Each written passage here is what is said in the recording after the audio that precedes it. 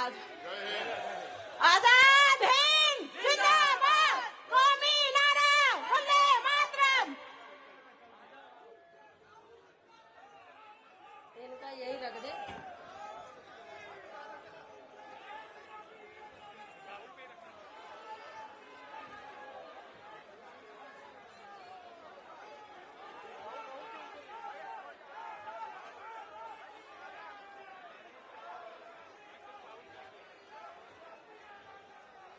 India alliance क्यों बना?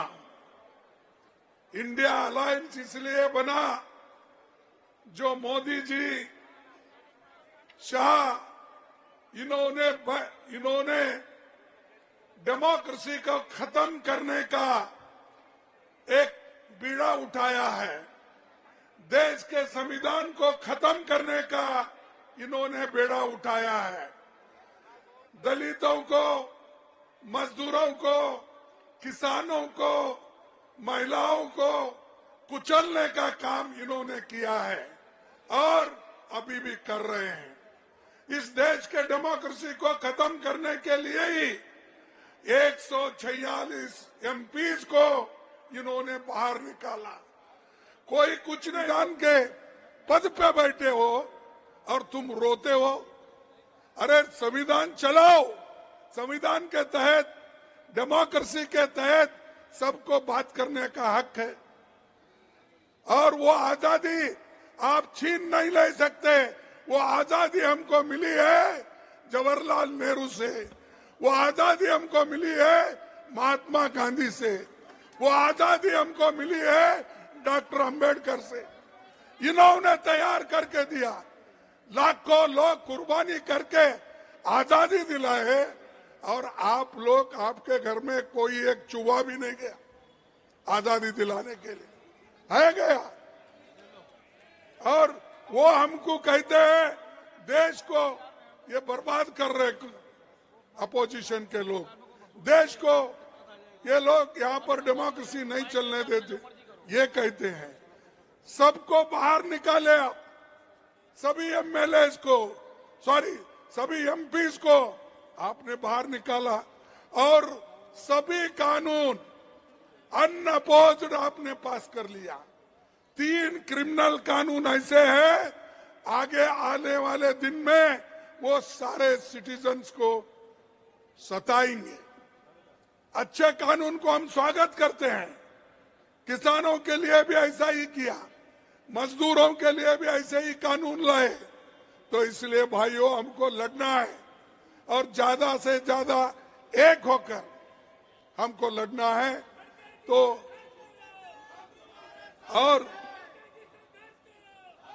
और आज मोदी जी हर एक को दबा रहे। हमारे कार्यकर्ताओं को जहां कहीं इलेक्शन आता है उनको ईडी का डर, सीबीआई का डर, इनकम टैक्स का डर। अरे कितने डराते हो? अरे ये अपोजिशन पार्टी कांग्रेस ये डरने वाली नहीं है, झुकने वाली नहीं है। अगर आप कितनी भी कोशिश करो, आप मोदी साहब, आप कितनी भी कोशिश करो हमको मिट्टी में दबाने की, हम बीज है, बार बार उठने की आदत है हमको। हम तो तुम दबाने की कोशिश करते हो तो हम उठते हैं और देश को बचाने के लिए, संविधान को बचाने के लिए, लोकतंत्र को बचाने के लिए हम सब एक होकर लड़ रहे हैं। मुझे खुशी है कि सारे अपोजिशन के नेता एक हो गए हैं। अब जब सब लोग एक होते हैं तब अकेला मोदी कुछ नहीं कर सकता। ये जो 150 लोग हैं, किसी ने अपने भाषण में पहले बोला, ये सिर्फ व्यक्ति नहीं है, ये हिंदुस्तान की जनता की आवाज है।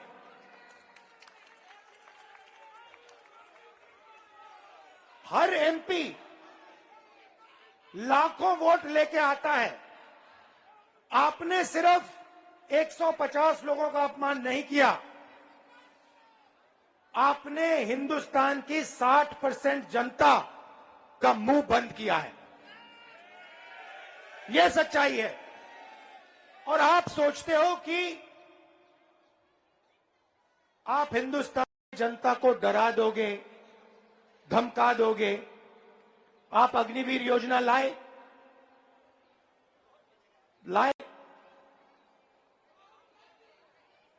हिंदुस्तान के युवाओं के हाथ से आपने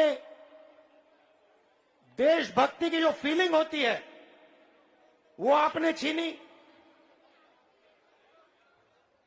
जब युवा खड़े हुए और कहते हैं हम अग्निवीर के खिलाफ हैं, तो आपने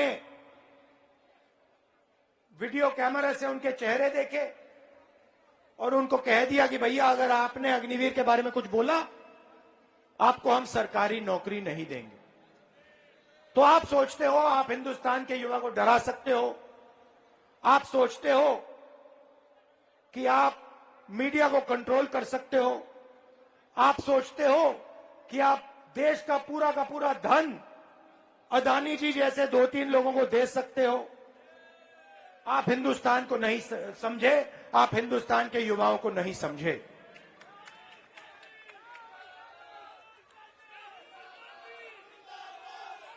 हम सब ऑपोजिशन के नेता, ऑपोजिशन के कार्यकर्ता एक साथ खड़े हैं। और आप बात समझिए, ये लड़ाई नफरत और मोहब्बत के बीच में लड़ाई है। जैसे मैंने कहा, नफरत के बाजार में हम मोहब्बत की दुकान खोल रहे हैं। जितनी आप नफरत फैलाओगे,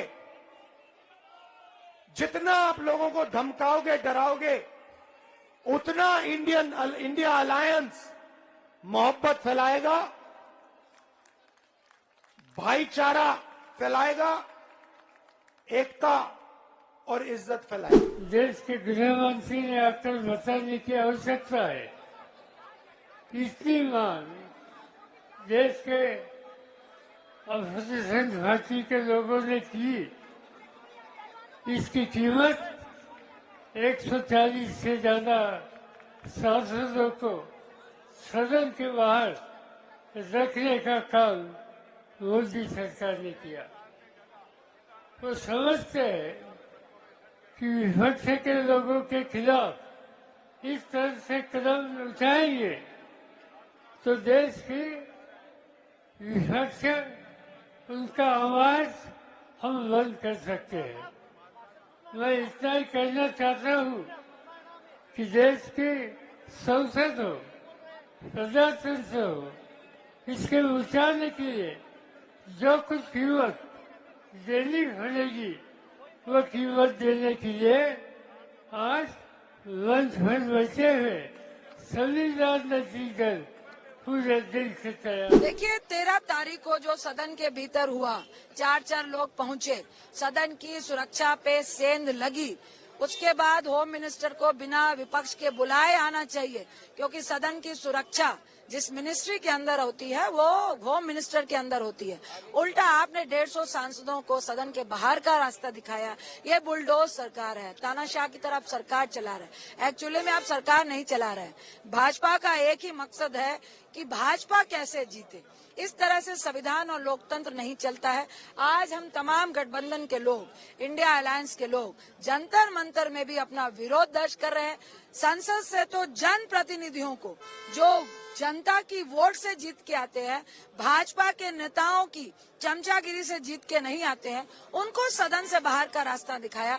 हमारे पास एक ही रास्ता बचता है, जंतर मंतर में हम विरोध कर रहे हैं और हम सब एकजुट है। और 2024 में पूरा देश चाहता है कि इस तरह की बुलडोज और तानाशाह सरकार देश के और संविधान के लिए बहुत बड़ा खतरा है।